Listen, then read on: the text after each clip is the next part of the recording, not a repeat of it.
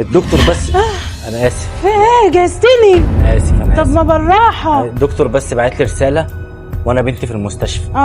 بصراحه انا قلقان اوقف اي حد يعني غير حضرتك، الناس مش صادقه معايا. بس مش الدخله كده برضك، انت جهزتني. بنتي في العنايه بس، فانا ما بعرفش اقرا. الدكتور بعت لي رساله بس بيطمني على بنتي.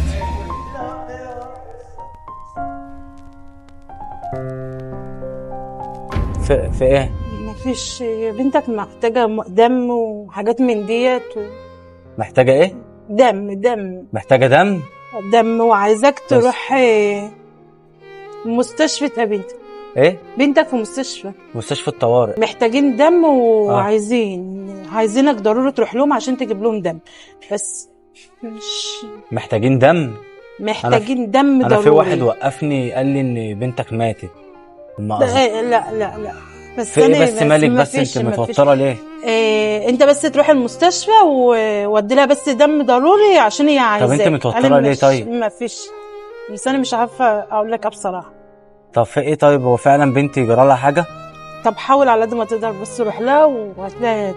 قايل لي ايه طب في رساله دم ولا قايل لي ايه؟ مش فاهم. انت محدش قراها لك ولا حاجه؟ لا انا في واحد قرأ لي بس انا مش مصدقه، بيقول لي بنتك لا هي بنتك حلوه، بس حاول روح بس المستشفى وهتلاقي حبه دم، كيس دم ولا حاجه ضروري عشان اكيد.